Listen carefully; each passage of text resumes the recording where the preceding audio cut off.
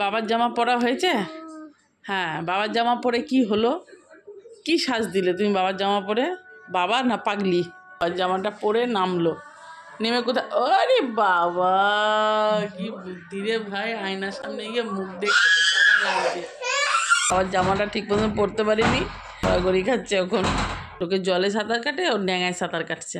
এরি বাবা, এরি বাবা! ওই যে বাবা নিয়ে গিয়ে ওর মাথা ব্যথা করো, মাথায় হাত দিয়ে বসে পড়েছে। যা, কি করবো তাহলে এবার? বাবা, এরকম রাগ আমি জীবনে প্রথম দেখছি ওর। হ্যাঁ, এইটুকু মানুষের এত রাগ।